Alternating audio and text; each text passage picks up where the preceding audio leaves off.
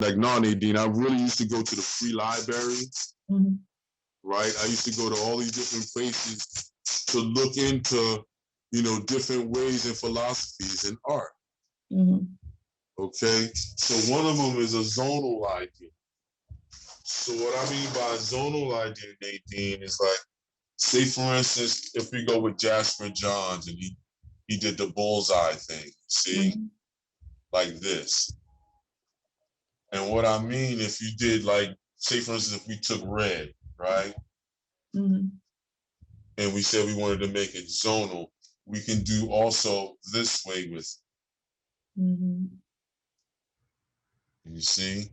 So then you would have a zonal outside here, which means that we touched on this a little bit, but didn't go this far into it, meaning that this red would be a certain temperature, maybe 20% here.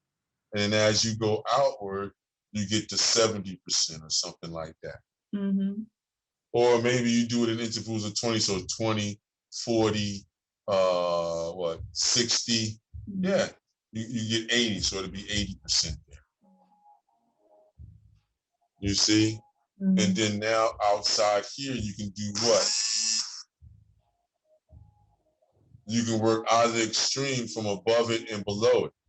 And split this one like right there, and then from here over, you can do from 20 down to maybe 10, or however far you want to go in each slot. And then go the other way, this way, and you got 80, so then you still got 80, so then, all right, I would do anything from 90 all the way to 100% purity, not darkness, purity. You see? And then that's when this idea starts to come in, understanding the achromatic scale and the color brilliance that's already in its pure state. You remember that? Yes. Like, this is an old one that I had made up that said, oh, this would be good to pull out for Nadine just to see all the time. To show you this is the way it is in my brain. There's a lot more other stuff, but this is the basic stuff that gets everybody going. That's my main mission, is to get everybody going, because I believe fundamentals are being overlooked now. Yes. For sensation, for how would you say, instant gratitude, which is nothing wrong with that. But I think to pay more respect to our past, we need to keep this idea going. Because even when I showed young kids this, when they went into the computer graphics, it made them better. Yeah. It made them get grants and fellowships faster, and they won awards and all of this stuff because they teachers, how would you say that their professors for graphic arts love the fact that they had a working knowledge of this. And that's, if you have that, then you can go into cinematography and everything else, because this is what they deal with. You know that, Nadine. This is what you deal with. Yeah. So if you understand color to that level and you're able to walk around and see it, my God, it's nothing that you cannot do. It's nothing and that's the whole zonal idea, you see? And you can use it with anything. You can, how would you say, you can divide up, say for instance, the pattern would be this way in here, right? And then get wider down here. You see, and then you switch it, the pattern would change. Oh, that's cool. Maybe go this way like this, you see? Mm-hmm. And then turn this one back this way, just like so. That's cool. And then you still would do that zonal color thing. So then imagine this. You would do red for the inside, right? And then you can do this opposite, shades of green on the outside. Mm-hmm. You see? Mm-hmm. That's your compliment to excite everybody right there. Mm-hmm. Your only mission would be, why are you putting these design elements around? Mm-hmm. You see, that's how I did the background for the Cicely Tyson piece. Mm-hmm. You see? And for Dick Gregory too. The Dick Gregory. Yeah, the Dick Gregory background was more so to be like this airy type of airy feel I wanted you to feel with the color pencil. Mm-hmm. And I think I was successful in getting that feeling to come across. That's why a lot of people like that one.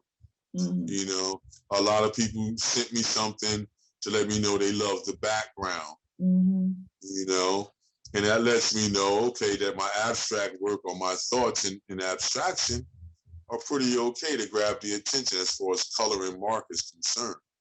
So that's what I share with people, the fundamentals. Because if you're fundamentally sound, Nadine, with a lot of this stuff, when you go to do what it is that you want to do, and after you conquer the material and make it yield to you, it's a wrap. It's nothing that you can't do.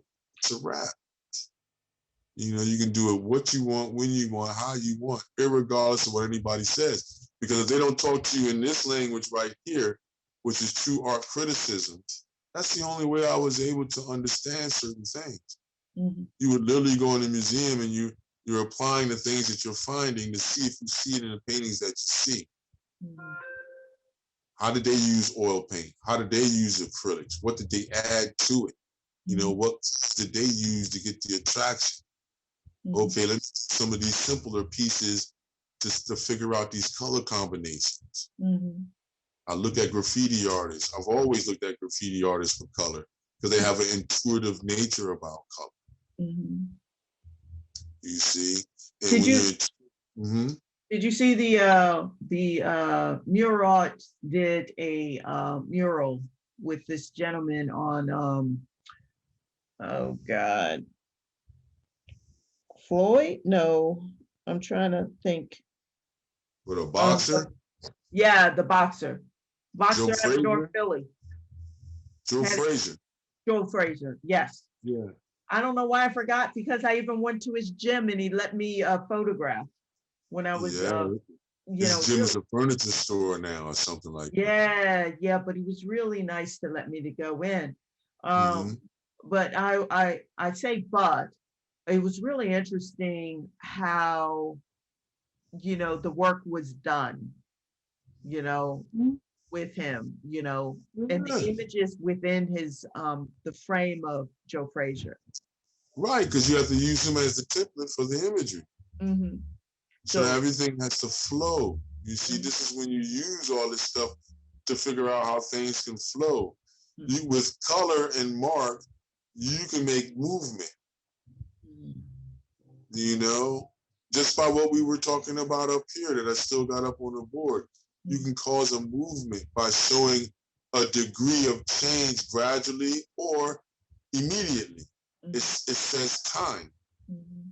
If we change, like, if I change this stuff, right, and I say, for instance, I go, all right, instead of that, we go 100, and then I jump down to 80, then I jump down in 10 second intervals, 70, 60, and then I get here to 50, but then I drop right down to like 10. Isn't that going to make you feel like it's some type of speed happening because of the way that the tones are aligned? And it also give you a time idea, psychologically speaking. These are the things that some of your guys like Motherwell and these guys and the abstract expressionist artists that we all love were utilizing these ideas, these theorems like this. You see, and then that's why a lot of times I wait to hear where a person is. Because a lot of times people will think they're masters, and when really they're still novice because they won't understand certain things. And it's not because I'm saying you're a novice, because your answer is a novice answer. You see, and that's what gives it away. So then why not take the time to understand certain things pictorially and really study it to see, you know, how does yellow affect it? So then could you control a piece with yellow, the whole nine? These are the things I was going to challenge you with. You know, we were going to do something like this tonight, but with a face. So I may hold off and just do the face on Sunday with you with everybody else, so it would be new to you. And then we'll make up an idea tonight on how we can push tones, how would you say, forward. Like, what's going to be the best way? Because if you understand it, when we go to that warm, cool divide, right, that we talked about, Right. That's where the divide is where warm, cool separates. But then that means that how would you say, eccentric and the concentric kicks in, meaning that those cool colors are concentric. They fold in on themselves. They pull away. Whereas the warm colors, they proceed. They're eccentric. They go forward. So that means that not necessarily exactly, but that means that certain thought processes are seen to be more warm than cool. Like if you look at sorrow or sadness, but then you look at anger, you see, as soon as you say anger, everybody thinks red or some derivative of red. Right. With hunger, it's a toss-up between oranges and greens. Because the green is more literal to lime, to lettuce, spinach, to these things that directly trigger in your mind something to eat. Same thing with orange too. What they find psychologically speaking. This is due Freud and everybody else, and you had a lot of artists. That's why the Fauvists were really using orange too as well, to try to evoke something, to say something psychological. So a lot of times these warm colors are set up in that way. Cool colors are set up in the opposite direction. A lot of melancholy, sorrow, the introverted type of thing, the passive aggressive type of thought processes. If you're doing something that's like that, you can almost go with the cool colors, or you can go with the red violets, or you can go with interference. If you're dealing with just doing straight nature, then if you look at the color wheel, if something is orange, it's going to have its opposite in the shadow. And when you start looking for these things around you, you see it. You see it. So with this here, all I was going to do is, besides the whole, how would you say, got it at the Jasper Johns thing that I was saying, I was just going to get you to do a zonal thing, but then also do a design, whereas in these circles, you can have a transition in the circles, you see? Do two big circles, and then you can change the temperature in there. You see? Now put the actual circles in there dark, just by, how would you say, just positioning those colors next to one another. Changing the degree of temperature in that area. To be able to garner some type of interest before you would have to use white of any sort, or go opaque since you're doing watercolor. You see?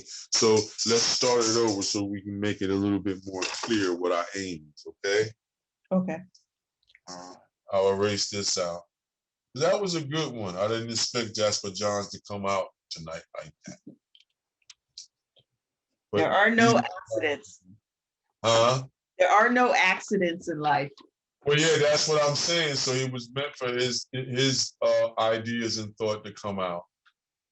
Because you got Oppenheimer and these guys too. These a lot of these Jewish guys, but these are the men that were in control and had the capability to mess with the materials, and we weren't at that time in high number to get high regard in those factors. Now we are, you know what I mean? And that's what we got to worry about. Even with some of the young, they think it's, you know, they're doing something fresh and brand new. And they got to understand there is nothing brand new. You can put your spin on it though, you know? So then now you become another spoke in the wheel. Yeah, that's what I'm looking for. Spoke in the wheel. Yeah, become another spoke in the wheel. I don't have to be the wheel, but I can be one of the ones that helps the wheel keep turning. Yeah, why not? You see? So then look, instead of doing the Jasper John thing, you can, how would you say, take the basic idea of shapes that we've been going with to explain these ideas in color. So another one is, let's just do something that's concentrative in one area, right? And what I would do is I would change the position of the circle so it almost looked like it's a birth type. See that? Mm-hmm. All we did is just shrink the movement down, and then possibly, another one here that would do the reverse. You see? You don't have to worry about being perfect with it. Just,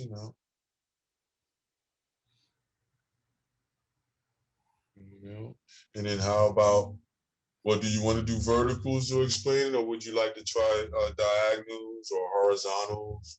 I What was do you thinking think? horizontal. Horizontal? Okay. So then we can go with the horizontal line. See? To make it a little bit more of a difference, you could have placed that at halfway if you wanted to, but I would make the spaces in the middle a little bit tighter, and then as we move away, make them wider. You see what I'm doing? Yes. Like so. So then now you just would follow it across. You see? And you notice how I'm not worrying about being perfect. You don't have to worry about it. You see? Mm-hmm. If same on the bottom, then I would do the same thing. Smaller lines here at the beginning, and then as you get further away, make them wide. Mm-hmm. And that's gonna make you feel like it's either a sky or a ground or something like Yeah. that. You see? And that'll give you a nice effect. No matter what color you pick, you should be able to garner some type of interest in here just by using the idea that we're talking about when you pick a color. Mm-hmm. You see, I'll hold this, or rather, I'll hold put the camera down on the color wheel. Mm-hmm. On that idea. Can you see that, Nadine? Yes. Okay. So it's like, picking your colors, I'm giving you more of the option once again to be able to pick colors. So then we can go from there. Or we got to track the colors that we've already done. Mm-hmm. So we did what, orange and blue already, right? Mm-hmm. Didn't we do yellow and violet already? Actually, we did red and green. I don't. Red and green. Yeah, we didn't so do then, yellow. You're right. So then this is an opportunity to try to understand how to control or utilize the power of yellow with a cool like violet. Okay. You see? So now that if you wanted to split that, you can split it too as well. You see? Which side would you want to split it on? The cool or the hot side? This one I would say. So if the yellow and the violet, is that a warm? Well, the yellow will be considered a hot or a height or a heightener. Mm-hmm. It's also warm, so yes, you can say it's warm, but do we consider it warm? Mm-hmm. Pictorially speaking, when it comes to it, we don't look at it like how we look at sunlight. Okay. Depends on how it's used and how you intend upon using it. Mm-hmm. If you use it in a landscape, then yes, as soon as you put the yellow in, we're going to say it's warm. Why? Because it's sunlight. That's what you're leading us towards. Mm-hmm. If you're doing something like what we're doing on the board, does that yellow necessarily say warm? Right. When it becomes yellow orange, it'll say warm. But what is it saying when it's yellow green? Mm-hmm. I would go with a cool. With a cool where? In the background, in the horizontal plane, or in the oval plane? Because it's a warm, cool. See, I'm trying to get you to see too, if you have a warm, cool dynamic, that brings interest. Right. You see? That's the major part of this in what's been since last week. To get you to start seeing that when you're picking colors, even if it's just for an abstract expressionist idea, you're doodling or something like this, you want to try to have the cool, warm dynamic. Right. Because the minute you do it, I don't care what's on the page, mm-hmm. the human being is going to want to look. Right. That's the point.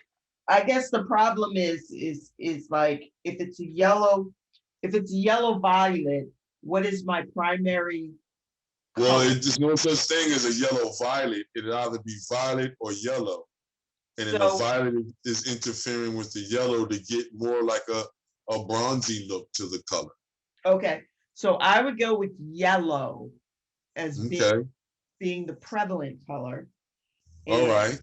And then, Prevalent in what? So that would mean you would want the yellow to be on the inside yes, of our items that we made. Like if I go back up here, now we're back here. So you're saying you would want the yellow to be on the inside yes, and the cool would be on the outside of the violets. yes. Okay. Sounds good to me. Okay. Here's the other thing. When we're doing this now, since we know that yellow inside, violet outside. All right. You see how you already have your ideas and you feel confident already because you understand what you're going to do when you're going into the piece. Yes. See how important that is? Yes. A lot of us, when we're thinking about abstract work, they're thinking it's not no thought. Yeah, that's a stream. Mm-hmm. But even within that stream of abstract work, there is a thought. There is a consciousness in doing the piece. Everybody's trying to work towards this idea of an unconscious movement where it really does come from nowhere, but I question that because we only make marks based upon the experiences that we've had or that we can attain. We have to say that now because we got all these cameras and everything. So I don't necessarily have to be in Alaska or Australia to experience that visually. I don't have to be in Africa to visually or in the zoo to visually experience an elephant now. I can watch a video and look at a still and still recreate an elephant. That's true. So we have to look at those factors of where we're at now with this idea of observation. Mm-hmm. And we can manipulate it. I just believe that we can do lots more than what we're doing. You see, for instance, we can take from this halfway point right here in between, even if it's not halfway on your page, don't worry about that. What I'm saying is when we go up this way on the outside, there has to be a certain breakdown of the temperature or the value, you see, of the color. Mm-hmm. Then this be right here, the same thing going down. Mm-hmm. You see? So let's think about it. You said violet on the outside, right? So I can put the violet out here for the outside. So for this on the outside, what would you like to do? Would you like the vibration to go from light to dark, or dark to light, or dark to light this way? And then what would be your percentages? Like what percentage would you have for each one? So in the middle, going down, it would for be yellow. This is for the yellow on the inside you're talking about, not the violet on the outside in here. The yellow on the inside? The yellow is in here. This is where yellow is going to exist. Mm-hmm. You said on the inside. So you have yellow in here, yellow in here, yellow in here, yellow in here, yellow in here. And out here, all of it's going to be violet. Right. Inside out, dark to light. Okay, dark to light, but then in which way? Are we going to go from the actual chroma or hue down to and take it through a trip through, how would you say, shades? Mixing with black? You see that idea? I think so. In yellow, you're taking yellow mm-hmm. and you're mixing it with black to make a. Then the other way you can use interference, you see? Right. Go this way, the same idea, but now you're going to use what? Interference. So violet? Yep, there you go. In gradual degrees, from inside going out. That would make it more harmonious difference. I don't know where that's coming from, but if you believe so, I'm just going to sit here and say, okay. But what you're going to see is a certain beauty that's going to give you a warmth that's not going to be like what's with black. To show you the differences between mixing yellow with black and interfering it to control yellow. Right. So the thing is I would probably lean towards mixing the yellow with the violet. Well, that's why we have that. That's why we have that in that upper oval. Right. And in the bottom oval is going to be making shades, mixing with black. Oh, I see you. We're splitting the whole idea. So the the upper part is going to be yellow with the interference color that you're going to pick to see the degree darkness, lightness. Then we'll say it that way. Since you're understanding it that way, we'll say that you're going to interfere it to make it darker or lighter. Right. You see, on the upper side. Okay. On the lower side, I'm suggesting you mix that with black. Okay. So you see the differences of having shades compared to interfered muted colors. Right. To get a more interesting dark. You see? Mm-hmm. Now on the outside, you would do the same thing. But here's the switch. On the outside, down below, you're going to interfere more of the violet in the yellow. You see what I'm saying? You're going to use the interfere with yellow for the outside around the shade. Mm-hmm. And then above, you're going to mix black with the violet to make shades up top around the interference. So you can see how that makes certain things more vibrant, or does it make it more submissive when you sit these colors in and around one another. Mm-hmm.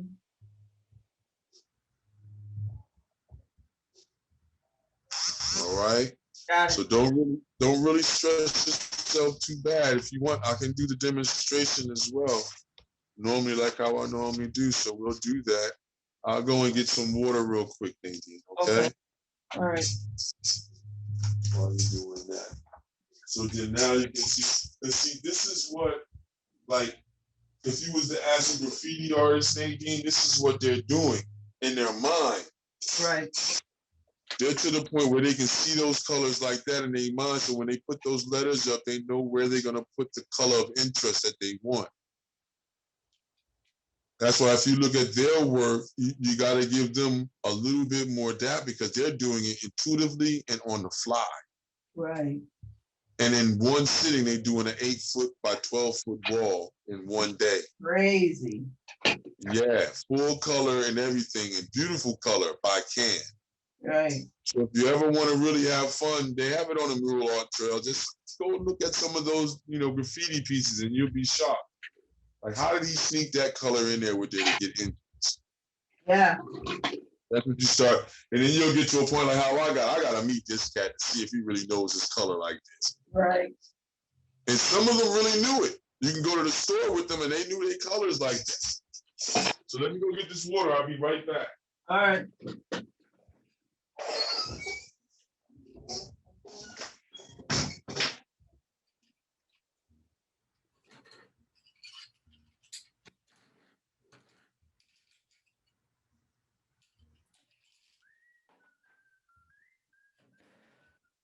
If you're tuning in right now, you're joining me on a journey. Oh my goodness. He's going to get some water, but oh my God.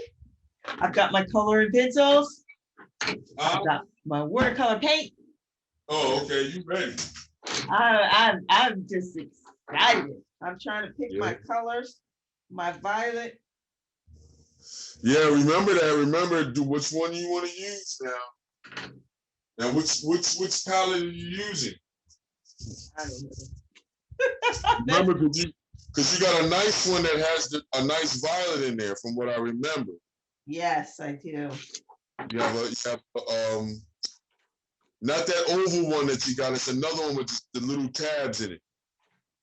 I've got the big one and the small one. Right, yeah, but you had another one that had the half oval, like the half dome like pieces inside. You remember that other one that you had? That one I'm running out.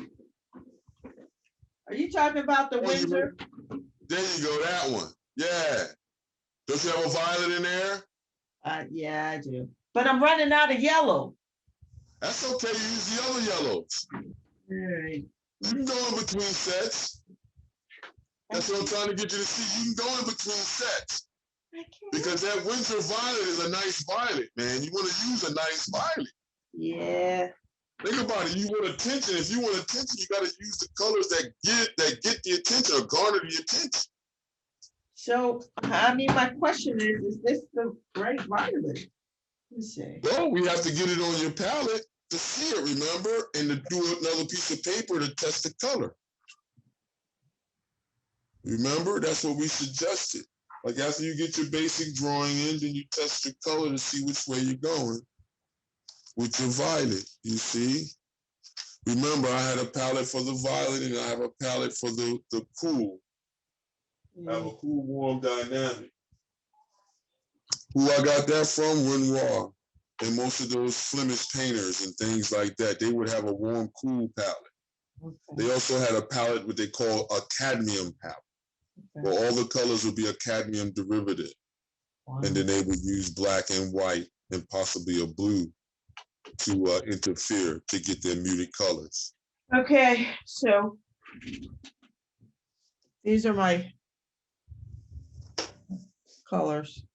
Yeah, which one you want to go with? That's up to you now. Are you going to go more red violet or are you going to go more blue? Blue, that true violet that we like, that everybody likes to look. Yeah. Yeah, go for it. You know, I just have to match you on this thing. You see what I'm saying? Yes. Because if you run into an issue, then I'm able to, how would you say, do what? Since we're not in the same locale or brick and mortar, I can go ahead on and show you certain things and say, okay, this is the color that I have that's close to what you have. You may not necessarily have the same color. This is what I try to tell people too. That if they don't have it, then we can mix it together to see it. Right. But you know, I have the tubes too. Well, yeah, that's what I'm saying. This is when you pull certain things out and you get to see, and we get to test to see which color really works for you. So then you always know which violet you're going to use when you need violet, when you're doing watercolors, you see? Let me look at this one. You know, that's all you do. Because that's all I'm doing when I'm in the studio space. I have Goldens. I'll have this other brand. Then I have this knockoff German brand that nobody's never heard of, but I got it. Right. And the inks will be more rich because they want more customers. They put more dye in their stuff. So you may want to switch up with certain brands. Smith's was one that I used to get like that. Mm-hmm. And then now you have all these different ones that can confuse you, but you can go with the basic ones. Winsor Newton is always good. You know, for a beginner or for advanced. Okay. You know. So the tube is this one. Yeah, you see how rich that is? You see how if you dilute a little bit with water? And this one see, that looks more yellow-orange than yellow. Yeah. Like chrome yellow or lemon yellow would be a good one. That's a good one, too, if you wanted to put something else in with that yellow. If you mix that yellow, that particular yellow-orange with violet, you're going to get a lot of golden, like almost like yellow ochre type of looks. Mm-hmm. You see? Okay. So let me put this drawing down. I'm using an H pencil. And I'm going to do it just loosely like how we did. You see? Yeah. It's almost looking like how a flame would look.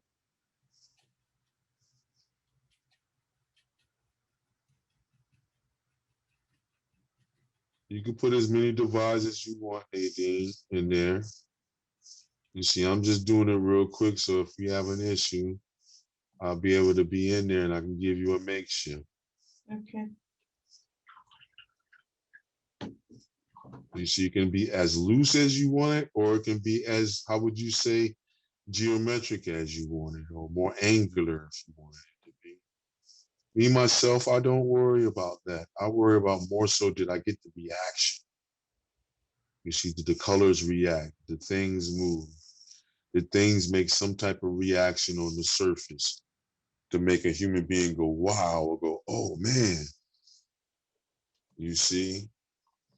Because I've done little drawings like this, put them in a frame, put them in a show, and come close to winning the show. Why? Because you know that human beings love to see a reaction of colors in small fragment spaces. How do you attract the human eye? With small movements from large to big or big to small, colors from warm to cool, from cool to warm, or from black down to white type of vibration. These are the way that you grasp the human being eye. So the more these type of things and ideas that you use, the better off you become. The more, how would you say, expressive they're going to say you are. You already started? You ready? I'm ready. I'm getting my color together. Okay. Yeah, that's all it is. Get the towel ready, everything towel in your hand. Get ready to rock and roll up. Ready to rock and roll. Yeah. You know, have your tester sheet next to you. Yes. Or a blank sheet next to you, so you always will be able to test the stroke and see what's going on with the color and all that good stuff. You definitely want to do that. So you definitely want a piece of paper to the side for that. A lot of people don't like the waste like that, but they don't understand that's what watercolor artists do. They'll have areas set up around the image. So you see how we have our image taking up the whole page? Mm-hmm. They would have a border. They would work inside. Like you see where my hand is in here? Yeah. So with this paper, they would work pretty much in the middle, like that, right? Mm-hmm. And then around it will be the tester areas for them to test the stroke, because they know that it's going to be matted.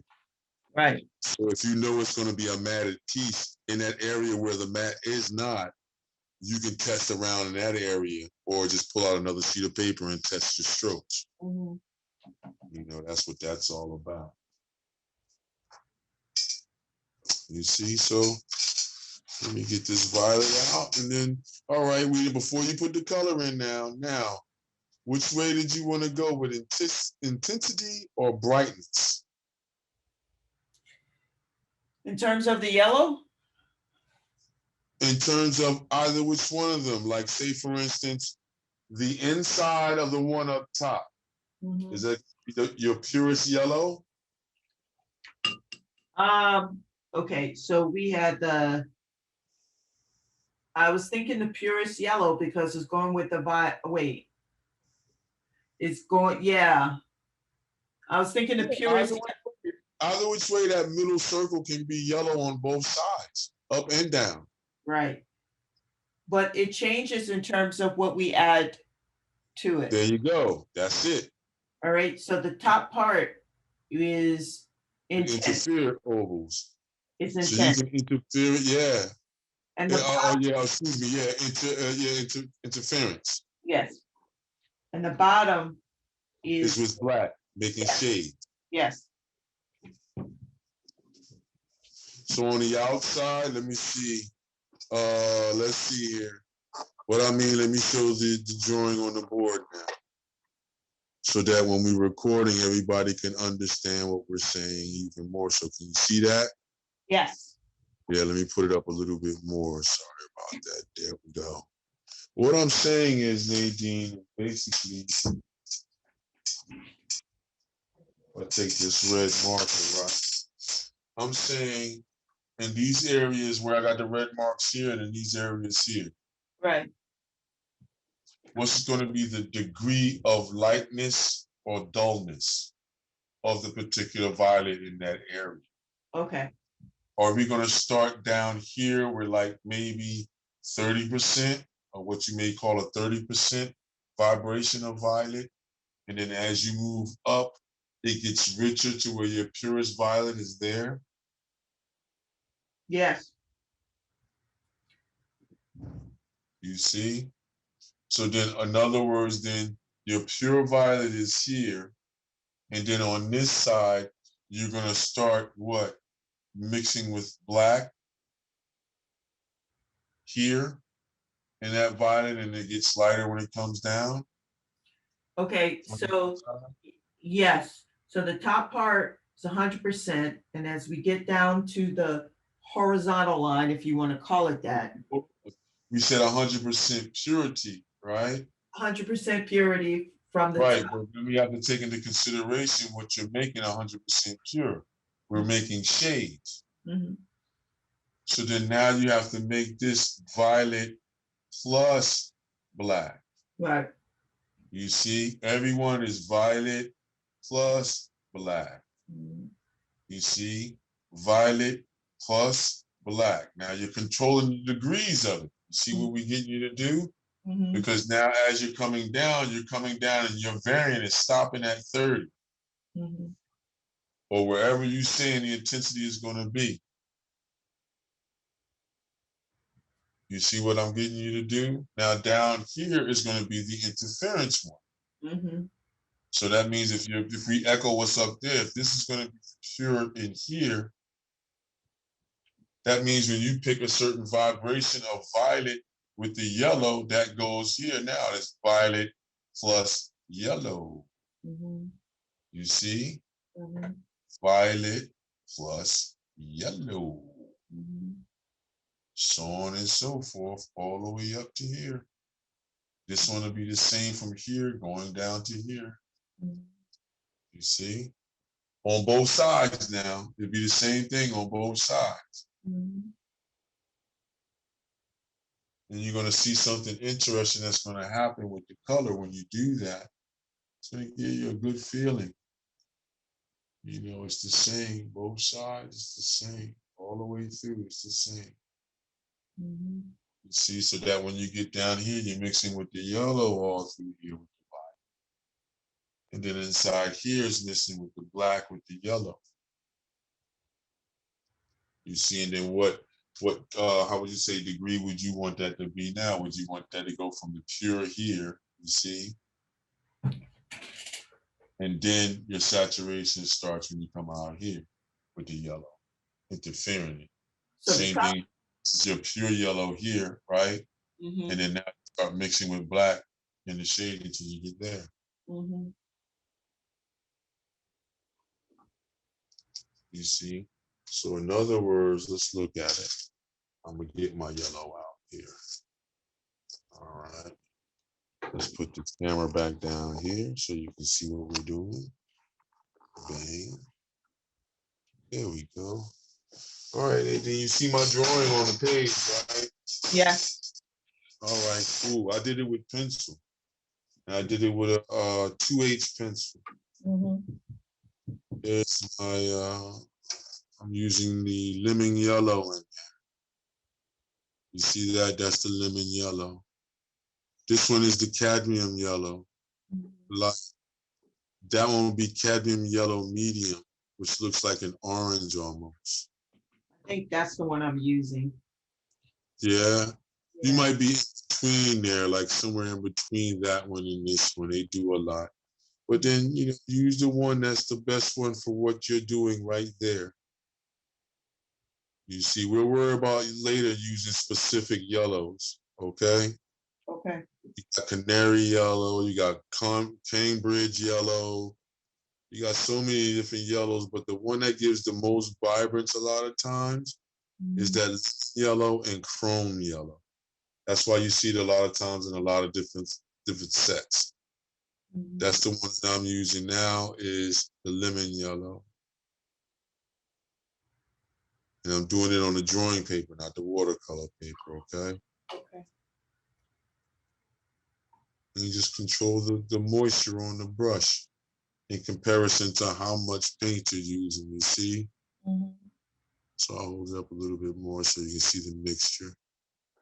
So then that's that lemon yellow right there.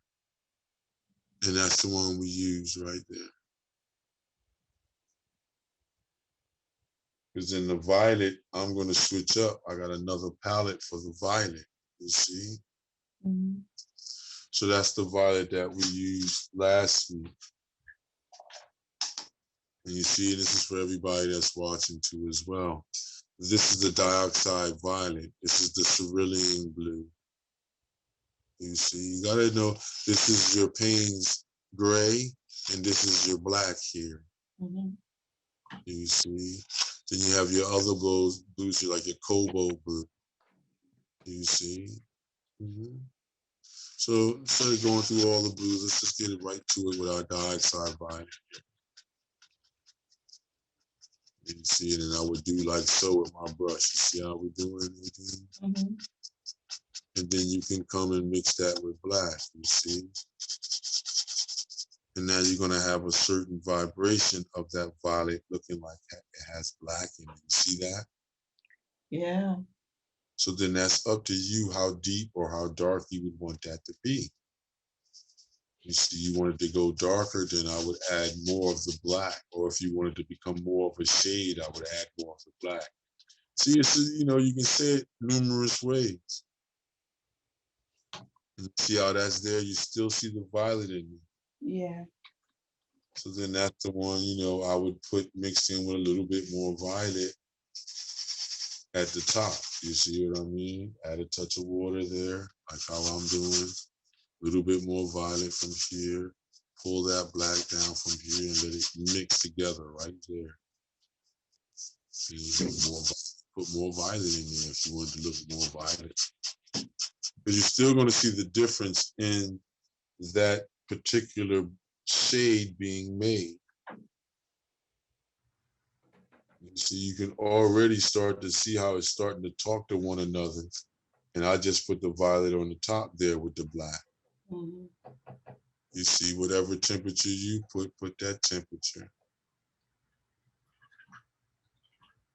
And then after that, then you know now what?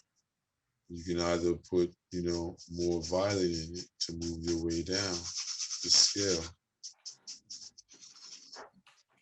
You know, add more water or add less water to get the vibration to go. You see?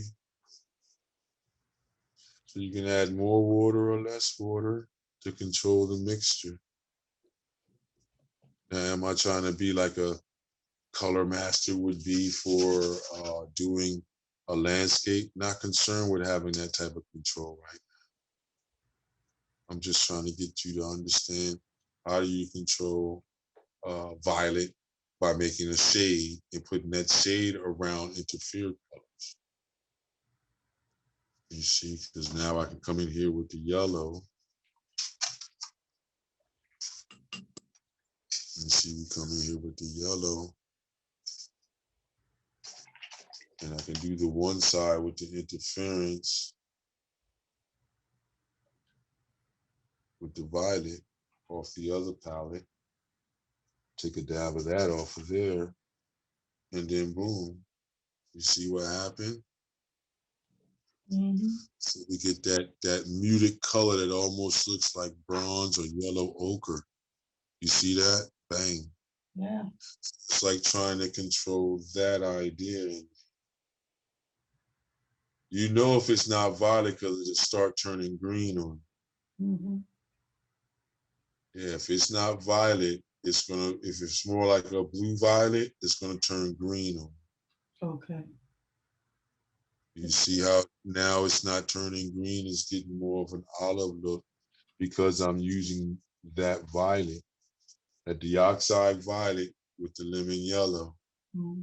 As soon as you put it together, look, it mutes real good. Wow. And it's getting darker or appears to get darker, you see? And you want to use that around it.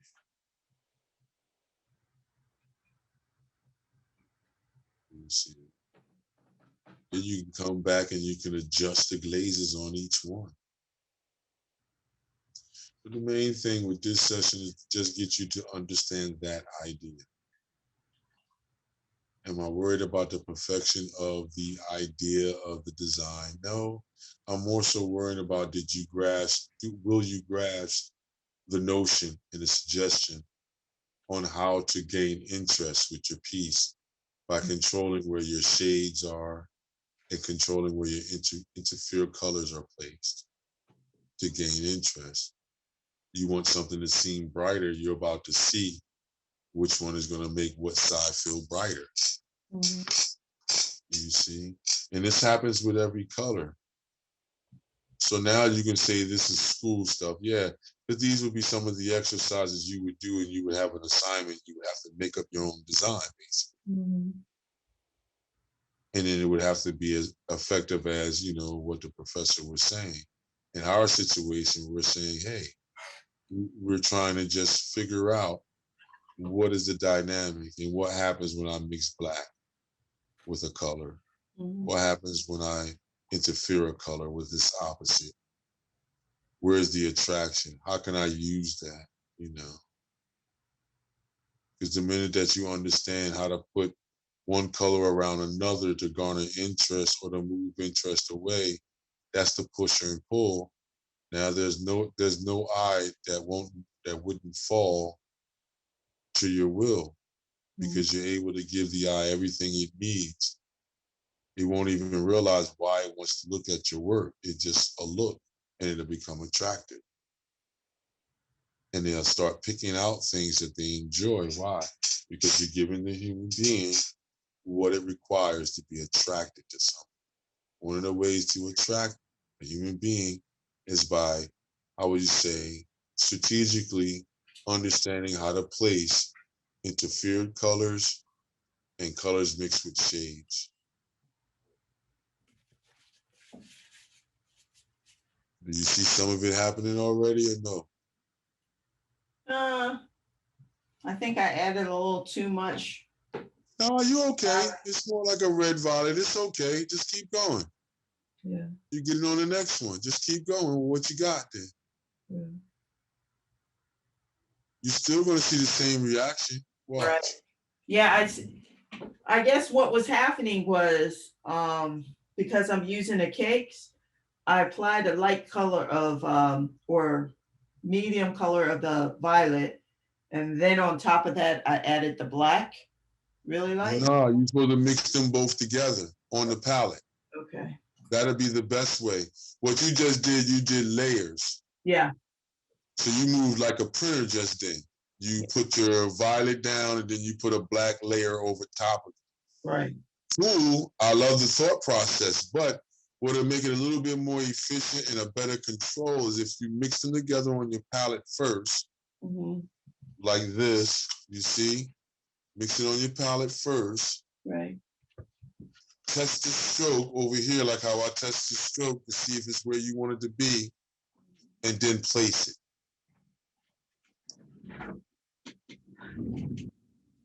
Yeah, there you go. Hey, this is what my chicken came out of. There it is. You know? And then that's the most efficient way of, how would you say, having a color and being able to manipulate colors.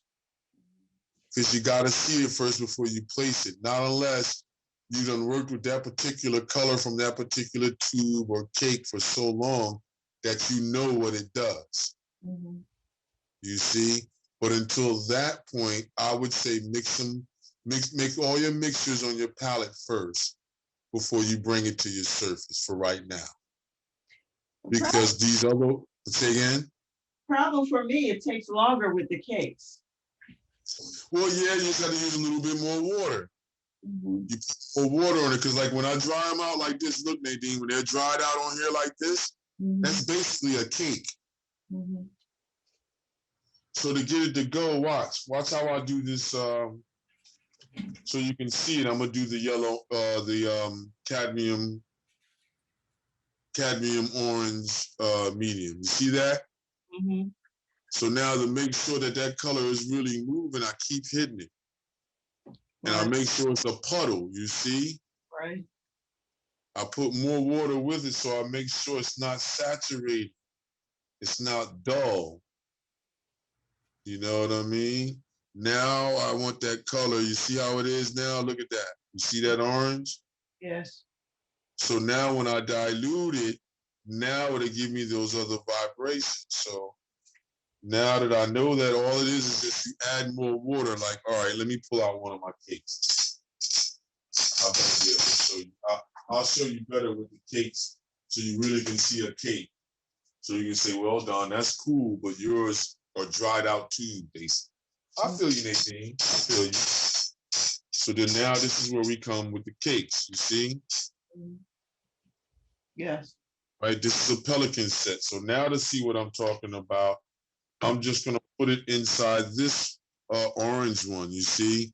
What you wanna do, you wanna put water in there like this, Nadine. Just put water inside the vessel. Right. Put water inside the vessel. Now start moving the vessel, massage the vessel with the brush. You see what's happening when I do it, Nadine? Yes.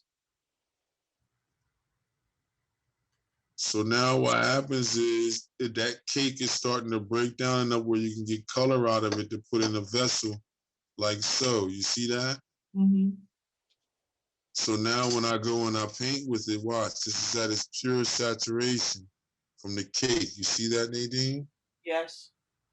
So you have to start practicing to get that control that you want, to get the intensity of the color that you're requiring Right. to mix. Okay. Because you'll know it if you don't have enough pigment, then it's going to look, diluted. Right.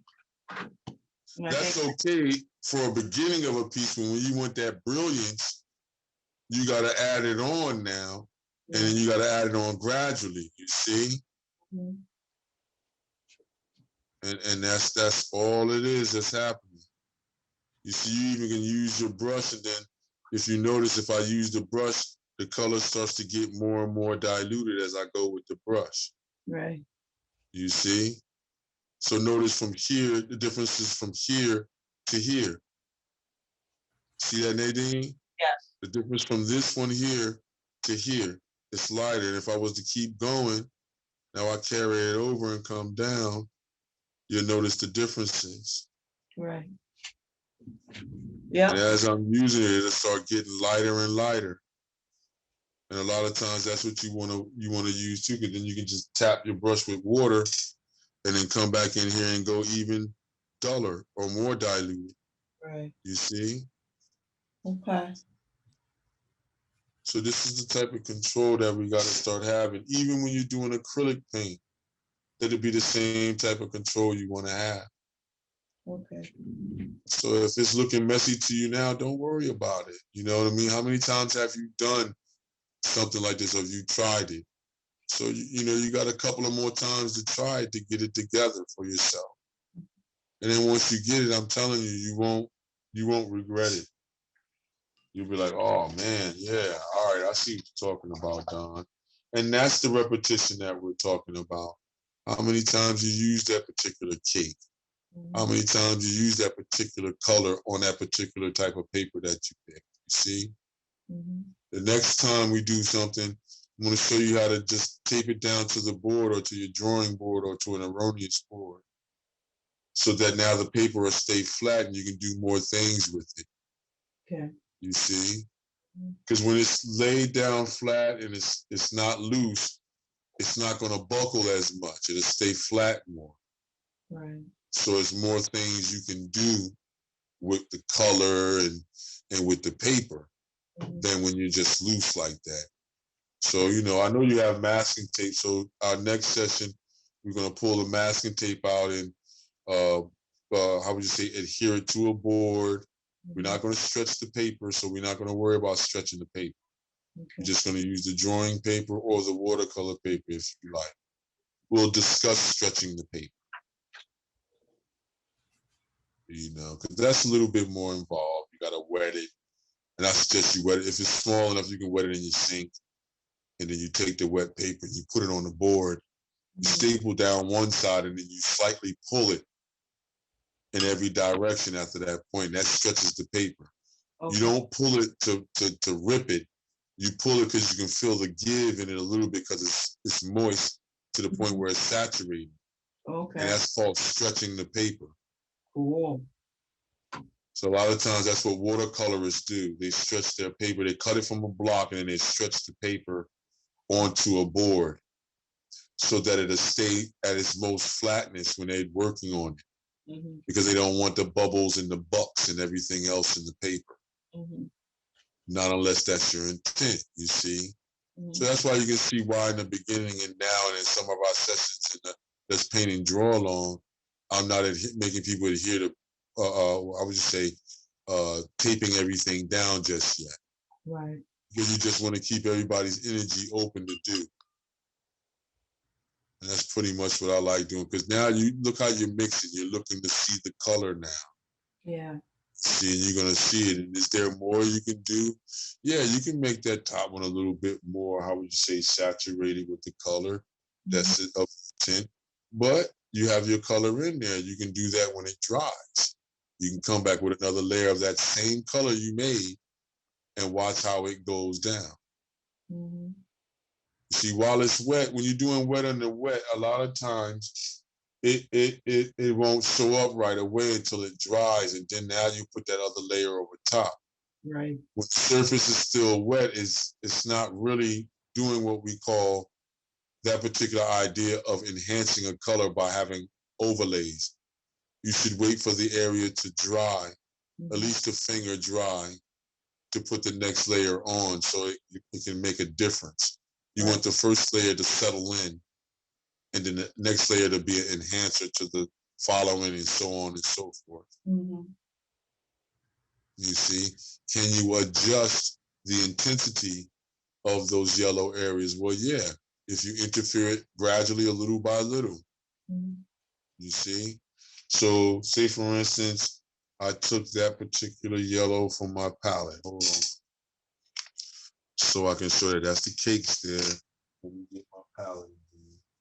All right, here we go. See, and then notice, see, look at that, Nadine. See how that red started to coagulate back up? Yeah. See, so that's how I use the tubes a lot of times, because they're concentrates. All right, so now if I take this yellow here, which was that lemon yellow, right? See how I did it with the tube being still, saturating the tube back. You see, I believe that one's the Van Gogh lemon yellow. And then now I take the violet off of this palette that we were using, Nadine. Take a little bit of it off here, you see?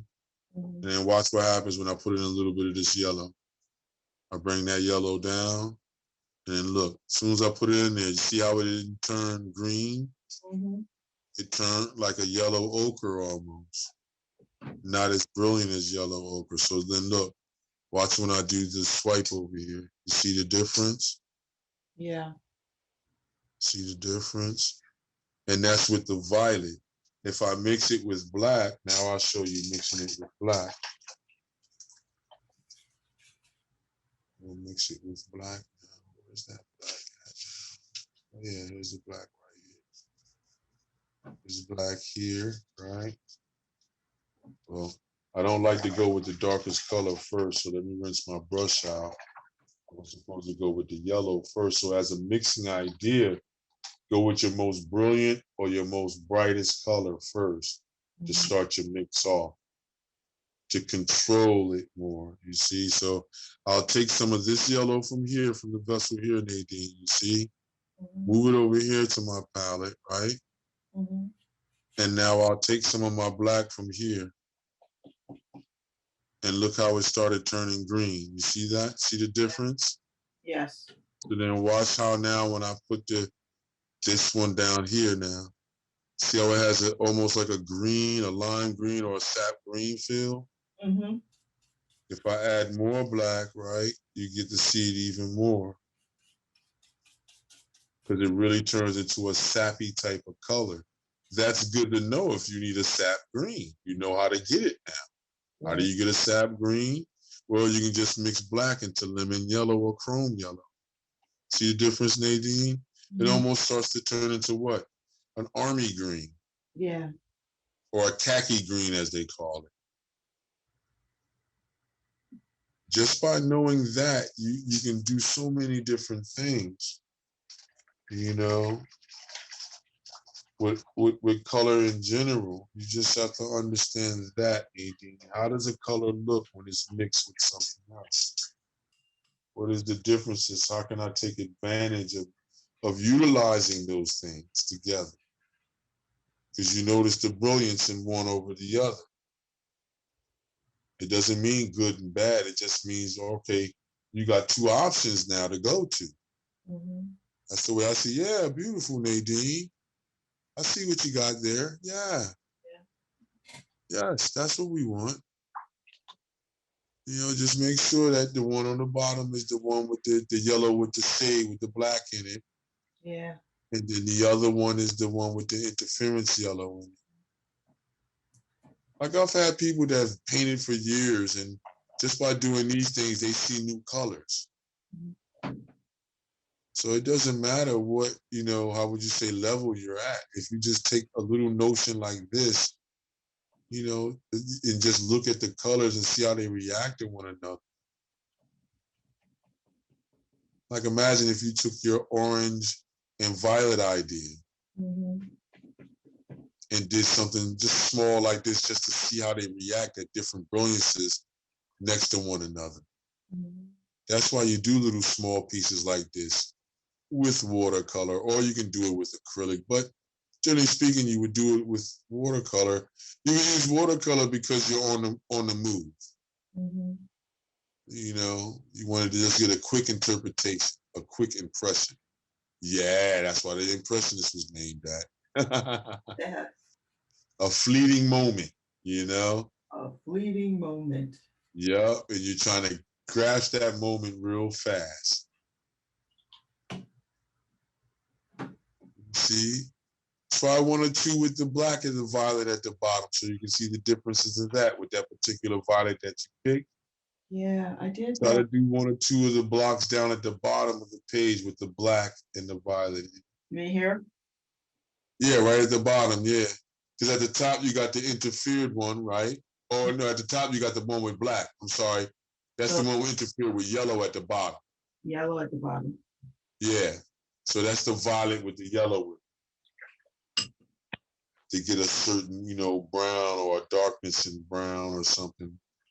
To whereas you still see the violet, but you can see how the yellow is interfering. So it's going to come off like a muted, you know, looking brownish color.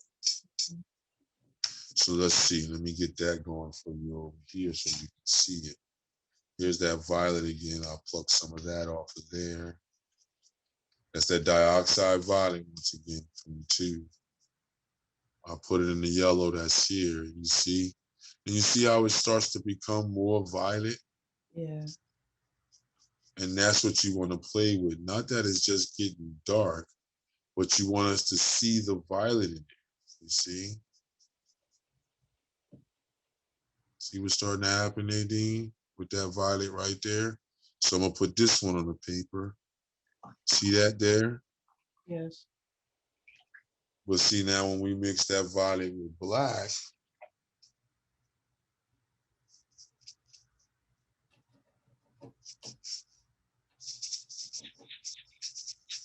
it does another whole bird. Watch. Here's the violet with the black. You see that? Look. It looks more like a charcoal, doesn't it? Yeah. I mean, it's some beautiful things you can do once you start understanding it on your own accord for what it is that you want to bring to life. Right now, once again, and this is for anybody that's going to watch the tape, this is to give you a basic understanding on how to utilize color. Will you do more adventurous things? Yeah, I'm not saying this has to be absolute. You can take this color wheel, right, Nadine? And we can go, oh, I don't want that color to spread off there. We'll put that right there. We can go in between, in the values in between here, Nadine, you see? Yeah. You can take a yellow orange from in between here, or you can take a orange in here, a red orange that'll be in here, interfered with one of the colors opposite to it. You see, it's not just that color and then that color. No, before you step into each house, like how they do in the zodiac, you have a couple of processions before you lead into one house. You have another procession. There's no borders on the rainbow. So each color transitions into the next. You know, the only borders are going to come in that you dictate that's there. You see? Other than that, when you're using color that from nature, there is no borders. There are implied borders by colors sitting next to one another. You see that? Yeah. Why? Yeah. I see you, Nadine. It's okay. Test it on your piece of paper to see it first before you put it down.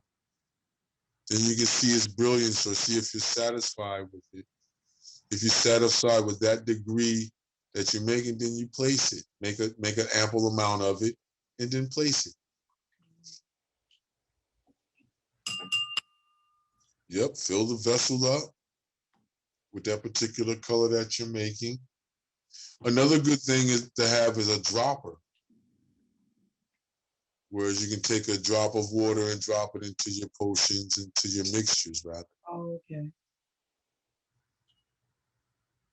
You know, even the baby nose snot picker upper thing that they use for babies' noses, you can get that and fill it full of water and just drop a little bit of water into your mixture when you mix in small vessels of colors, so you can have enough of that color for that particular session.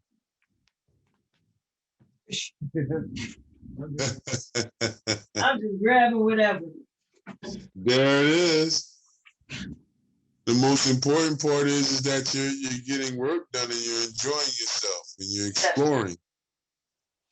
You know, just remember when you use a yellow carton, most of your colors are going to seem like it has a yellow tinge to it.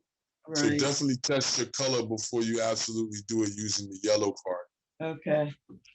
That's why I try to stay to the white cartons and stuff. Not unless I'm doing oil paint or I'm doing acrylic paint, do I use the yellow cartons or the green A cartons and stuff like that. Yeah. Okay. Because then it doesn't matter because you're mixing an opaque color then. Right. But with watercolor, you know, just know that the color may seem a little bit more brilliant than what you want it to be. So just test it because it may be the tinting of the carton itself that's distorting the color. I see. Mm-hmm. I had to figure that out the hard way. I did a portrait using that one time, and the person came off looking brighter than what they were, but they liked it. But I could tell, like, oh man, you know what I mean? Like I messed up this one, but you know, I lucked up. The person really enjoyed the brilliance in their cheeks and everything else. So, you know, I tell people if you're acquiring or trying to acquire clientele, a lot of times you got to go by what they like when they look at the piece. Because a lot of times you may like something and they may be like, no, I don't like that. You know? You know? So that's happened to me numerous times. My lips look too big, and then when I do it the way that they wanted to do it, they go, oh, that's perfect. That's like, okay, all right. You know what I mean? I guess. Right. So, you know, you got to understand how you're working. Right now, you're working independently. It's all based upon you, what you want. The minute that you say, okay, I'm trying to service a clientele, that may change. Or you may do like Basquiat and stay true and say, no, you're going to buy what I give you. Mm-hmm. You know what I mean? Rather than get what you want. This is not like, you know, the Walmart of paintings, he would say. Right. Or no, excuse me, he would say the Kmart of painting. The Kmart of paintings. Yeah. So a lot of places function like that. Right. I went to furniture places where you do paintings like that. You do one in green, you do one in blue, do one in red, and you do one in different facades of orange, or so on and so forth. Then you match the furniture color. So you do the piece plum. If the furniture leather is plum, then you do a piece in plum colors or motifs. Okay. So I used to kill them, you know what I mean? And you can sign your name any which way. Or in some places, they wouldn't even want you to sign your name. Just put it there. You get a flat fee for the work on the day. Wow. So, yeah, pretty good change once people start buying. You just got to understand that you're not going to get the same price that the furniture guy is going to get. Right. They're going to charge you maybe to do a 40 by 60 piece. They may give you $150. Okay. because they're going to sell it for $6. Gotcha. You know. Yeah, they got to make something, right? Well, yeah, that's the whole understanding you got to have when you're doing those type of pieces. Because they have the clientele, the instant clientele. People coming to buy furniture. It's a no-brainer. I want to buy something to accentuate the furniture I got to go on the walls, to bring the color up off the floor and below onto these white walls or whatever the case may be. So, you know, that's another way of doing it. You go to the furniture stores and you do a little makeshift show in the store. And then you leave it up, and then as people are buying and purchasing, they're looking at the work and say, oh, I enjoy that, I buy that. You know, you make your agreement with the store owner, and you know, hopefully somebody purchases. Now you come back and you start doing them in a series. So the whole thing with those type of pieces is you're not really supposed to do something that's too involved or too much like you. You just, like how we're doing now, you're just using a theorem and you're coming up with different movements. Okay. And then now you would have to replicate those movements if it's a movement that's like. You can replicate, you know, a master's piece, but yeah, are you going to get the same value that you're putting in? Depending upon what furniture store you're doing this. Me, I was doing the bargain basement spots. So they wanted them to be quick. You can do a panther, and you do a panther in a green background. You do a panther in a rocky background. You do it on black velour. You do a panther on black velour. You know, I'm being honest. You do it real quick, loose, and you can either sign it or you leave it unsigned. And you'll be amazed. You'd be amazed how people enjoy those. They first apartments or whatever. Things like that. Yeah. But, you know, you have to understand in yourself what you're doing. Because a lot of people want the big money, the corporate money. Well, you got to understand that's a different type of idea and usage of color.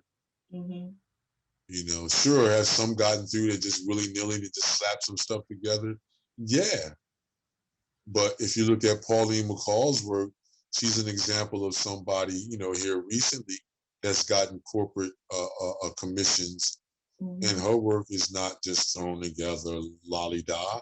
She thinks about everything spiritually that she's putting in the piece to evoke that spiritual feeling. So that's what her customers are enjoying on the corporate level, which deems her those prices, you see? If you're doing somebody's, you know, Edison building or, you know, Ford building, you're going to garner a certain price because you're catering to a certain tier of society. Right. You know, are they going to like it if she goes and she does a painting for the local church or local churches and she charges them half the fee of what she charged them? I don't think that corporate entity is going to like that. Because that messes up their resale value. Right. You know, so that's a whole nother idea of color, and you're really trying to be intentional with color and title, a color mark and title, you see? But here what we're trying to do is just get to understand color and zonal color work, to understand the beauty of the placement of color, especially the direct opposites like you've chosen. You feel the energy? I can see it from here. Yeah. You see how the violet is pushing that yellow further forward? Yes. Yeah. Wait till you do the black violet at the bottom. You're going to see the difference down there too as well. And you're going to be pleasantly pleased. Because now you're definitely going to have two ways of working color. The more you do it, it's not about being perfect. It's more so about how close do you get to giving us the variety that we talked about, and then how are you able to control it? This is your first one. What happens when you do another one and another one? Or you take the idea and you apply it towards something that you really want to do. Right. How is that going to look? You see what I'm saying? After you doing this numerous times to see different colors. This is what I suggest to everyone. Just do basic, rudimentary shapes, geometric shapes, to see these ideas in color. Could you go back to some of the other sessions that we had and take this idea and use it? Yeah, you could do that. You could do that. That's what it's all about. Could you come back and put a different, how would you say, element inside certain ones? Well, yeah. You can come back and take a mixture of, black and yellow at a certain temperature where it looks gray, and then come back and then draw lines in some of the areas to break it up even more. You have marks within a mark. You see? These are some of the overlaps that you may see in some other pieces, like you may have somebody that'll do drippings, and they'll drip the stuff down, but they're dripping a specific vibration of that yellow, or they letting that the certain vibration that they mixed up of that violet, or they're using the violet straight from the tube with a little bit of water. You see that? Look at the difference, Nadine. You see the difference? Yeah. You can go richer. You don't have to make the yellow. The whole thing with the interference with the violet is not to bring the violet to the yellow consistency. You want to still maintain that feeling of you see the violet in that interference with the yellow. Okay. Because as soon as you see it, you see the difference with the black already. Right. So if you add more violet to your mixture, you'll see the brilliance and the difference in brilliancy. When you're making a shade mixing with black, you get a more dull feel, a more grayer feel, a more tonal feel. Right. Whereas with the interference, you have a more brilliancy and darkness. You see? Could you make that more of a violet? Yeah, but in that mixture that you're making, add more violet to the yellow, or add less yellow to the violet. Let's say it that way. You want to add less yellow to the violet. So violet is more of the impression that we're seeing, but we still see the yellow interfering with. Let's show you one real quick here. Like, okay, I take the yellow from here, and it's more violet here. So then look, yeah, you see that? Oh, so you gotta tilt down the camera. Oh, yeah. So then now, here we go, Nadine. When I put that one in there, see that? Yeah. It's still violet, but it has yellow in it. You still can tell that difference. Right. You can do the same thing with the black on top. You can add a little bit more, black to that mixture to almost where you think the black is overwhelming the violet, but you still see the violet signature. Okay. And the same thing down there with the violet and the yellow. You don't want to keep doing those overlays that you're doing. You want to do more of the mixture inside of your palette and test the stroke. You want to try to get used to seeing the color before you place it. I know I haven't been a stickler on that up to this point, but now this is where I'm going to introduce that to you, because you got to see if you do more of the mixing on the palette and then introduce it to, how would you say, a strategy of seeing the color before you're placing it, you're going to have better control over the color frequency in your piece. You see, I know it seems laborious, but it's that labor that helps you in the long run so that you can move like these other artists that you see. You got to think about it. For me to move straight from the tubes like how I do, you have to ask yourself, well, how many times has Don looked at these doggone colors? How many years? You see what I'm saying? And that's why I tell people, don't use me as a challenge. That's why I don't finish pieces when I do the virtual stuff. Because people start wanting to challenge me. It's like, no, don't challenge me, not unless you've done it pretty much almost all your life and had at least a good, how would you say, 16 years worth of art school. You got to look at that. You know what I mean? You got to look at how many times I'm looking at the colors privately on my own to do a painting and how many different ways am I looking at the color? So that's what I'm suggesting to you. Not to make me your challenge, no. Make the challenge, how many different colors can I see? How many different values of this interfered yellow or yellowish violet or violet yellowish looking color that's muted? It's a muted color, but it's a color nonetheless still in the violet family until it transitions over into yellow. Then it becomes the property of yellow. You see what I'm saying? And the same thing with each opposite. That's what happens. Each color owns the rights until it crosses over to that other threshold, if you understand what I'm saying. I think so. Yeah, the more you do it, the more you'll see it, Nadine. I'm starting to see the vibrations more. Can you see how things are starting to pop and move? A little bit. Yeah, don't worry, it's coming, it's coming. You got it. The more you do it, the more you see the color, the more you'll be able to see it. And that's the practice. That's, if you want to say practice, the practice would be in controlling the, how would you say, the color itself in the palette. Mm-hmm. How much chroma you're going to have, or how much of that hue or that particular color pure you're going to have before you interfere or before you start to bring it close to black, white, or gray. Mm-hmm. You see? Because certain colors, like for instance, the yellows, the violet that we're messing with is absolutely like a 90 percentile vibration. Mm-hmm. When it's at its purest state. You see? Mm-hmm. That's the whole idea with that.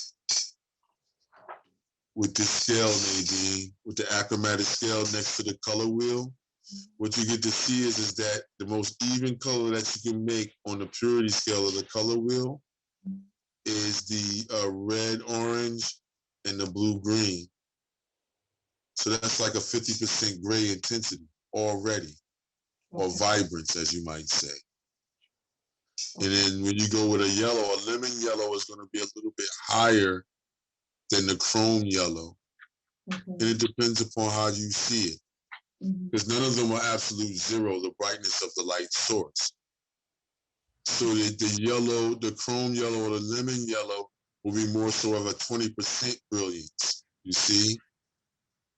Okay. And then so on and so forth. That green will be a 30 to 40% brilliance, you see?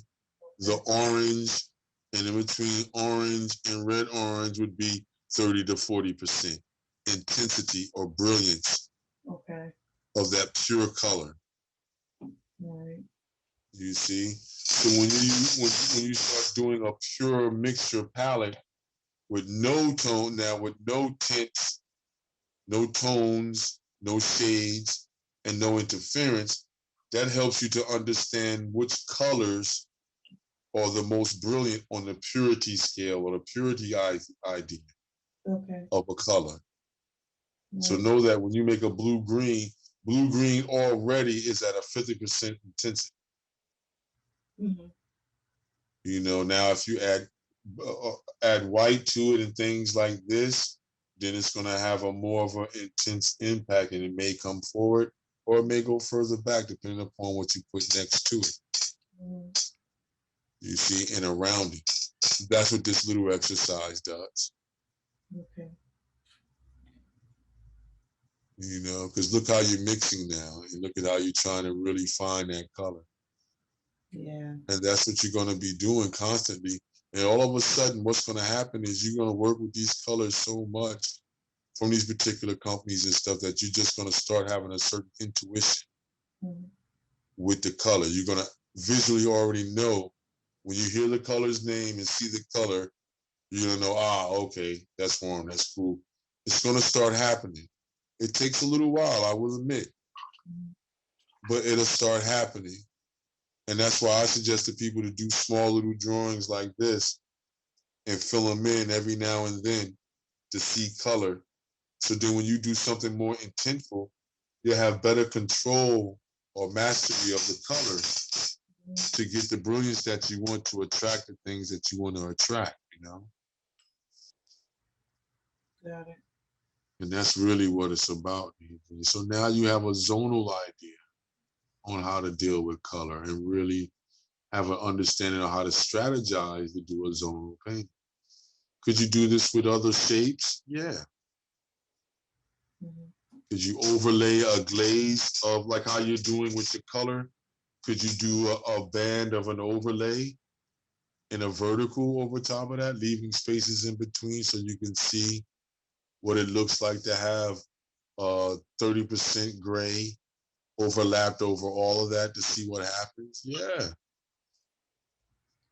These are the things I did in art school, and then when I got out of art school, I did for at least 3 years straight just to understand colors. Now, yeah, well, was I doing other projects? Yes, but I always would have something like this going so I could, if I had a dilemma with a color in a project, then I would take that color out and put it through this system so I can see what I can do with this color and why I may have had a problem. I have saw that it's really a cool when I thought it was a warm. Maybe I thought cadmium medium was going to be sufficient to do a red orange when it really didn't, you see? So just understanding it to that point, where the red orange is at, where the certain colors at, and you start just when you use it, just start reading the tube, be like, oh, okay, that's what that color is. And then the more you use it, the more the imprint in your mind. So you'll know what that color is anywhere that you see, anywhere that you see.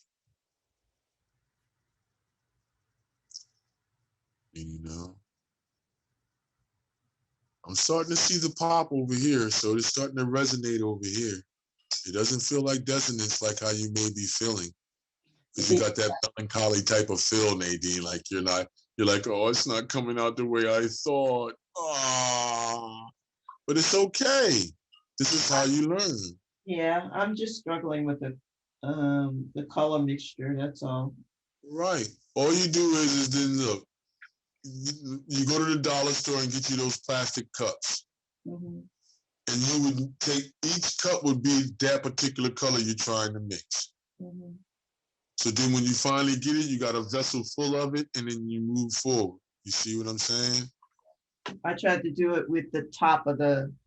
Nah, see, that's what I'm saying. The vessels, you got to have the vessels now at this point when you're dealing the way you're dealing. See, the reason why I'm able to do it that way is because I know how to control my water mixture. Right, I don't know how to control the water. You're trying to, it's not that you don't know how, you're trying to get to that control. Yeah, you're getting there. You're getting there. I did that with the tops. Right. You just have to do less water, more pigment. Right. Yeah, that one. See, yeah. Yeah. That was hard, but I think I got it. You got it though. It's no thing. You got it. You got it. And you just move forward. The next time you try to go with more of the blue, the violet that looks more bluish. Right. And then I you think use that was one. the problem. I needed to have one that was more bluish. Right. It's okay. Yeah. You still learn the color. It's still learning the vibration. I mean, this aspect of it was much better. Yeah, but see, you don't want to look at what's better and what's good and what's bad. You just want to do.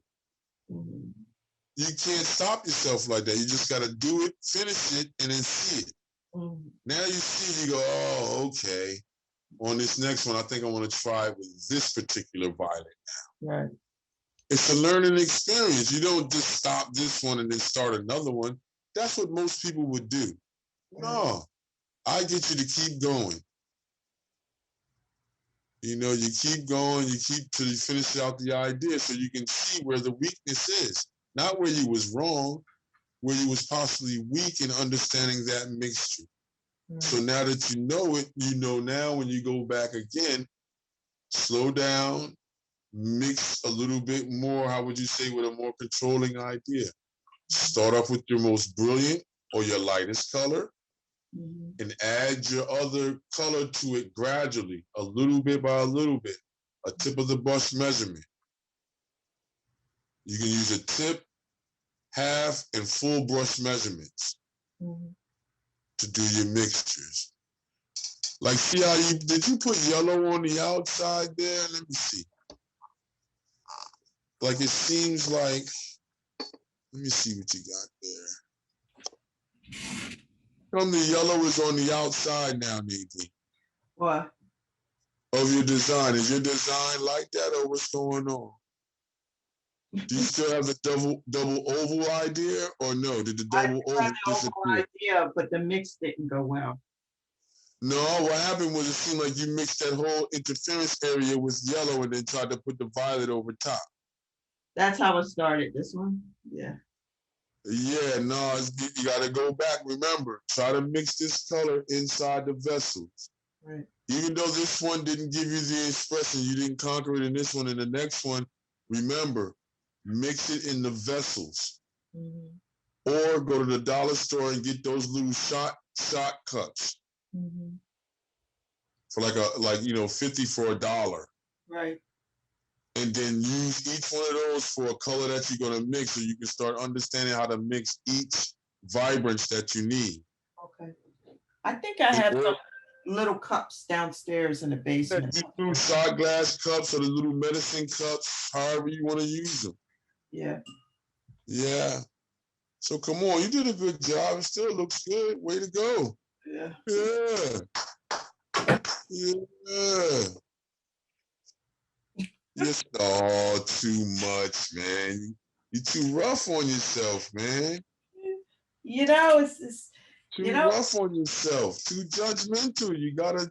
The person that you gotta be patient with is yourself. That's true. It's color is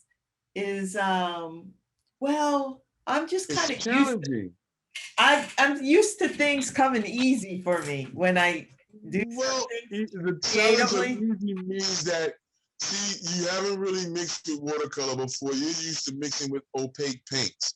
Yeah. A lot of people start off with opaque paints. Yeah. But the advantage of being able to control in watercolor helps you to control those paints a little bit more. Okay. You're able to show differences in colors, no matter how slight or vast. You're going to be able to control it a little bit better because you took the pain of trying to how would you say, mix a color in watercolor. It's not that you can't get it, you just got to slow down and mix from the way that's suggested. Mix from your brilliance or the most bright color first in your mixture. Say, for instance, you're making violet. I would start with red. But if I'm trying to make a blue violet, I would start with the blue and add the red to the blue to get that particular blue violet that I want, you see? If I'm mixing green, I'll start off with the yellow and add the blue to the green. If I want a more brilliant green that's on the blue side, I'll start with the blue and add the yellow to that gradually. You see? And that's the easiest way to try to control your mixture. You want to move in gradual movements, and then you want to do this. You want to move with a tip of the brush measurement, a half brush measurement, and a full brush, meaning that when you put the tip of the brush in, that's the tip of the brush measurement, you add that gradually. If you need to be more intense, then you go for a half a brush, you add it to it. If you're going full blown, then yeah, you want to take a full brush of it and put it in. That's how you would start. So you would start with the yellow like how I did, and you would load the brush up to try to get that pigment there.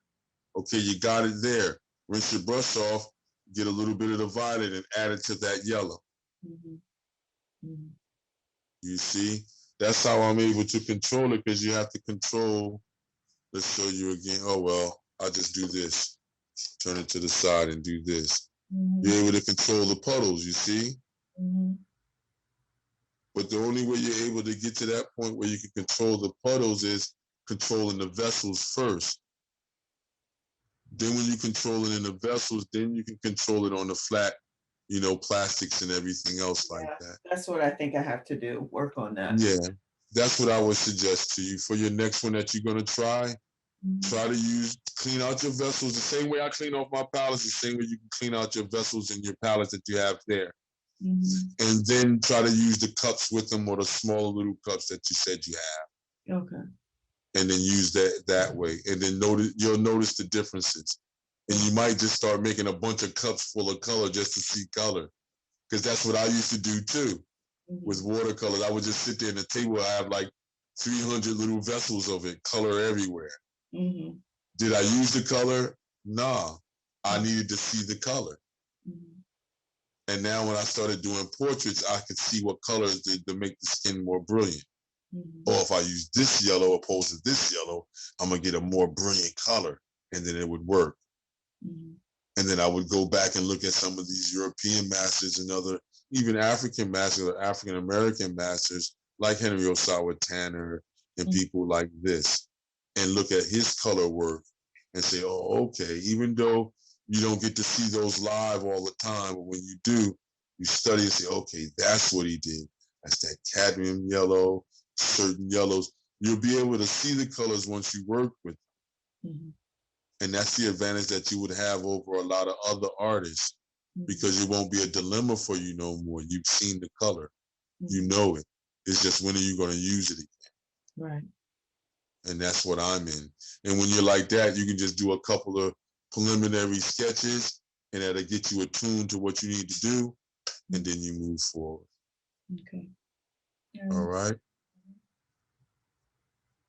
I mean, excellent job, Nadine. I mean, come on, man. Way to go. Come on. You're acting like you had to pay rent with this or something, man. You're learning something, man. No, it's not that I have to pay rent. It's part of it. It's like, I want to get this color thing down. You know, it's like, I want to learn how to drive, you know? All right, let me put it to you this way. The colors that you just put down now is letting you know that that's not the violet that you want. Right. That's good. You just learned that you can get red violet. Yeah. But the violet that you want still eludes you. It gives you another opportunity to find it. You see, that's the way I look at it. I don't look at it as you wrong. I look at it like we're throwing darts. Sooner or later, you're going to hit bullseye. Sooner or later, you're going to get the feeling right, the touch right, and that sucker's going to float right. I don't know if you got to have beers in your system, whatever, but it's going to do whatever it needs to do, and then boom, you're going to hit bullseye at least once. And it's the same thing with color. The more you intrigue yourself with doing it and not worrying so much of a content thing right away. That's why I use the abstract. Because see how you feel. Imagine if you felt this way and we was doing a night scene and then you didn't get those beautiful blue violets. You would be more distraught than you are now. You see, at least you can smile now. If we said we were doing a starry night and you had red violets opposed to blue violets or true violets, then yeah, you would be miserable right now. You'd be like, all right, Don, I'm done. Oh yeah, great creating, keep creating. I'm getting off now. You see what I'm saying? But if you look at it this way, you know what not to do next time. Yeah. Now you know, okay, let me stay with the vessels first before I start trying to do the layers on the surface, wet in the wet.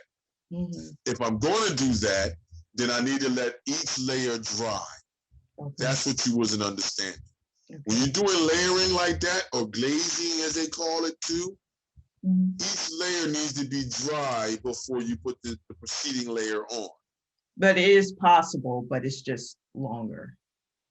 Yeah, well, that's why you pull the blow dryer out. Yeah. You see? Yeah. So, and then that's why we tape it down. So you tape it down to a board, then, so now when you blow dry it, it's not going to buckle and wrinkle on you. It's going to stay flat. And then now you'll be able to do that, what we're talking about now, even more. The glazes will move a little bit faster. Yes, if you didn't use a blow dryer, you would have to wait for at least a good 5 minutes, depending upon how saturated you got the surface, to let each layer dry the way it needs to before you put the next layer over top to see that layering idea we're talking about. Because we was going to do one of those pieces too. where you're doing thin to almost, heavy saturations to go over another color in a different direction. To see how when you overlay these colors, what happens to each layer. It's like in printing, the layers are going to get more dense. And that's another way of, I would say, painting. And you need to see that too. So you have another option of doing an abstract piece. See? Okay. And of course, Sunday, you'll have the other information with the figure, with the face. I'm just going to do some basic ideas with that and do 2 or 3 drawings on the board here for demonstration to show where the muscles are and things like this. And then we're actually going to do something where you either take a picture of your face or just make up a face to have a certain emotion. Because we got to express emotions if we're going to bring up Frida Kahlo. Yeah. So it has to be something where an eye within the forehead or something. She put Diego Rivera in the forehead with an eye in his forehead. He was the master to her, she's mainly saying. She couldn't get him off her brain, and he was the mastermind behind the art. You see, so an eye in the middle of somebody else's head that would say that you're saying, oh, that person is very, knowledgeable or very wise or very observant. Now, if I take that person and that eye and put it on my forehead, I'm saying that person is overwhelming to me. I can't think about nobody else. This person is on my brain all the time. See, so that's the metaphor, allegory, and satire idea at work. And now you see why, if you bring up certain artists, you got to deal with certain matters. And then when you deal with them, you go, oh, and then now you go off on your own and you'll have these epiphanies, hopefully. Or you won't, and we just have more room to give you more information. You know what I mean? That's the way I look at it, bada bing, bada boom.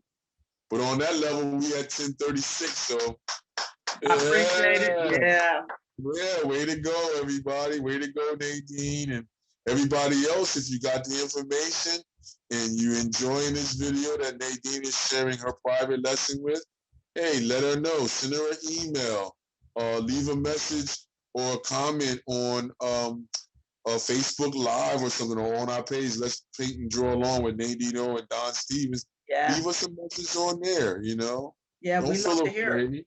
Yeah, we love to hear and see. To everyone that's already put artwork on there, great job. We love the stuff that you're sharing with us. Please keep sharing your art. Oh, yeah. Oh, yeah. Yeah, pretty nice ones. I like the one, I forget the guy's name, but he's doing landscapes or something. Very colorful, the gentleman that does that. And we have the other gentleman from China that does the limited China palette. Japanese? Or Japanese, excuse me if you're Japanese, I'm sorry. Yeah, but we because love your work. Itaki or something like that. He does he has a limited palette or something he uses. Yeah, he's using the limited palette, and he uses the palette of the Farvest a lot of time. That orange, violet, and green thing. You see, with white and black as a tint and tone and shade. So, we appreciate all you artists that show. Oh, yeah. You guys, everybody. So just show as much as you want on the page. We'll talk about it. Nobody's going to ridicule you. Nobody's going to put, I need it, do it over. You won't get that with Let's Draw with Nadineo and Don Stevens. No. On that page. You will not get that. All you're going to get is encouragement, everybody. Like absolutely. Absolutely. Encouragement to keep creating. Yes, keep creating. Keep creating. Absolutely. All right. Thanks, everybody. Thanks for joining us.